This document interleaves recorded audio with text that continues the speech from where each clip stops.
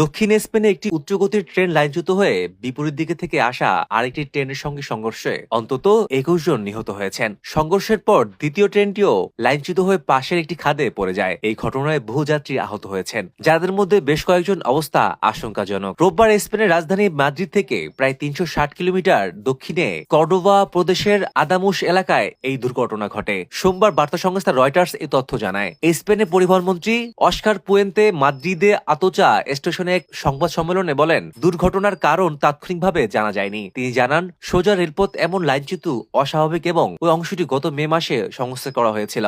আঞ্চলিক স্বাস্থ্য বিভাগের তথ্যমতে আহত অন্তত ১৮ জনকে হাসপাতালে ভর্তি করা হয়েছে। রাষ্ট্রীয় সম্প্রচার মাধ্যম টেলিভিশন স্পানিওলা জানিয়েছে, মাদ্রিদ থেকে হুইলবাগামী ট্রেনটির চালক নিহত হয়েছেন। এছাড়া আহত সংখ্যা প্রায় ১০০ জন, যাদের মধ্যে অন্তত ২৫ জনের অবস্থা আশঙ্কাজনক। রেল অবকাঠামো পরিকল্পনাকারী সংস্থা আদিফ জানায়, মালাগা থেকে মাদ্রিদগামী আইরিও ট্রেনটি আদামুস এলাকায় লাইনচ্যুত হয়ে পাশের লাইনে পড়ে যায়। এ সময় একই লাইনে চলাচলরত মাদ্রিদের হুয়েলবাগামী আলভিয়া ট্রেনটির সঙ্গে সংঘর্ষ ঘটে। দুর্ঘটনার পর মাদ্রিদ ও আন্দালুসিয়ার মধ্যে সব ধরনের রেল যোগাযোগ স্থগিত করা হয়েছে। দুর্ঘটনার পর উদ্ধার কার্যক্রম, জরুরি সেবা সংস্থা ও সেনাবাহিনী অংশ নিচ্ছে। প্রধানমন্ত্রী পেদ্রো সান্তেজ সব কর্মসূচি বাতিল করে পরিস্থিতি তদারকির সিদ্ধান্ত নিয়েছেন। রাজা ও রানী ঘটনাটি পর্যবেক্ষণ করছেন বলে রাজপ্রাসাদ জানিয়েছে।